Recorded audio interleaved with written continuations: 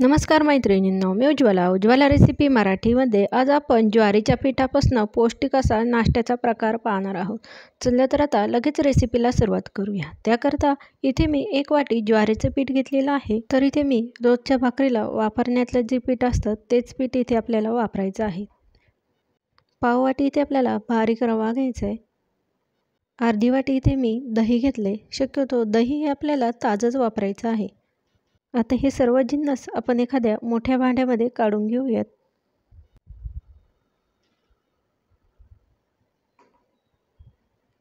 ज्वारीचं पीठ घातले। आता रवा घालून घेऊयात। दही घालूयात। आता हे सर्व आपल्याला मिक्स करून घ्यायचे।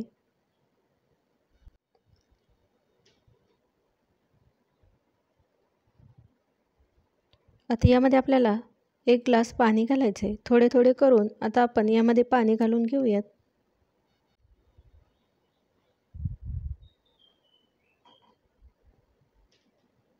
राहिलेलं पाणी देखील आता यामध्ये घालून घेऊयात।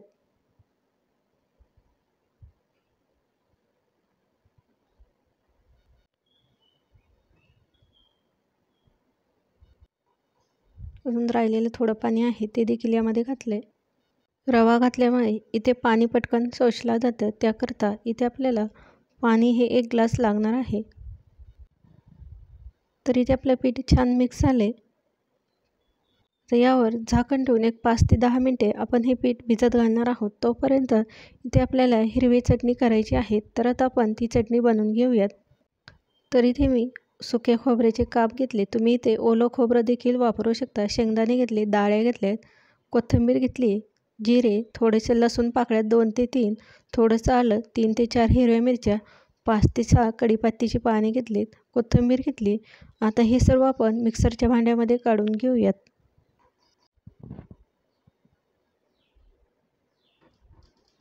तर यामध्ये चवीनुसार मीठ घालायचे, थोडीशी साखर घालायची, अर्धा लिंबाचा रस घालायचा आहे, थोडंसं पाणी घालून आता झाकण लावून हे मिक्सरला बारीक असे वाटण तयार करून घेऊयात।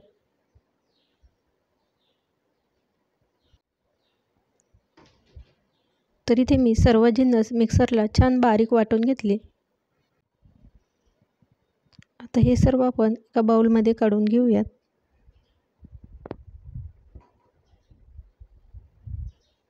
तर इथे तुम्हाला चटणी किती दाटसर हवी त्यानुसार यामध्ये पाणी घालायचं। तर मिक्सरच्या भांड्यात थोडेसे पाणी घालून ही देखील चटणी आपण यामध्ये घालून घेऊयात।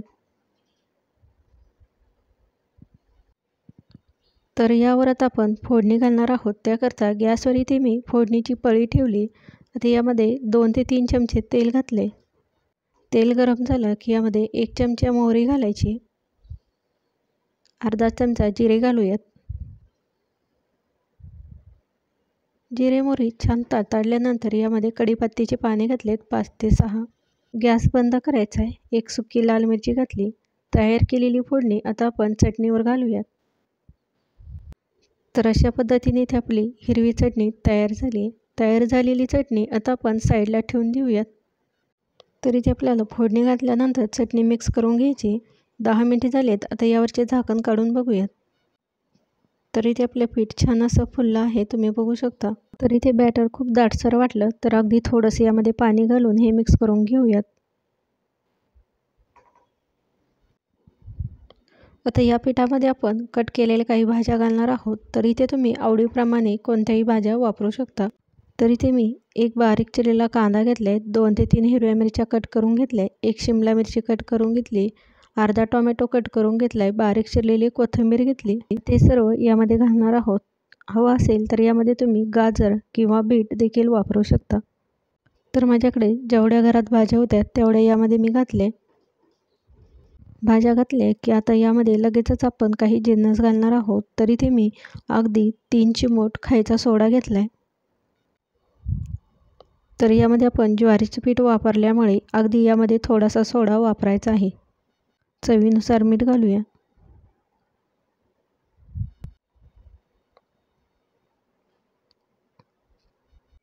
अगदी थोडीशी साखर घालायची, 1 चमचा लाल मिरची पावडर घातली, तर यामध्ये आपण सांबार मसाला देखील वापरणार आहोत. त्याकरता इथे मी 2 चमचा सांबार मसाला घेतला आहे. यामुळे आप्याची चव किंवा इडली जी आहे ती खूपच छान लागते. आता हे सर्व छान मिक्स करून घेऊयात. तर इथे आपलं पीठ थोडंसं घट्टसर वाटतंय, तर अगदी थोडंसं पाणी घालायचं आहे. पाणी घालून आता हे सर्व मिक्स करून घेऊयात. तर इथे बॅटर आपल्याला खूप असं पातळ ठेवायचं नाही. तुम्ही इथे बघू शकता अशा पद्धतीने ते आपल्याला बॅटर तयार करून घ्यायचे. तर इथे मी गॅसवर फोडणी द्यायची पळी असते ती ठेवली. आता यामध्ये अगदी थोडंसं तेल घालायचं आहे. तेल गरम झालं की यामध्ये अगदी थोडंसं आपण जिरे मोहरी घालायची आहेत.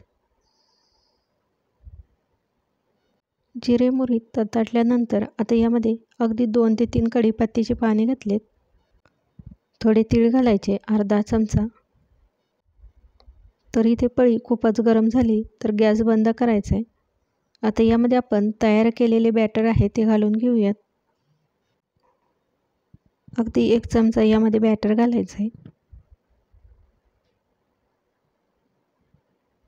नेहमीच आपण इडली वगैरे खातो तर वेगळा असा प्रकार झटपट तयार होणारा पळीमध्ये करून बघा, खूपच छान असा लागतो.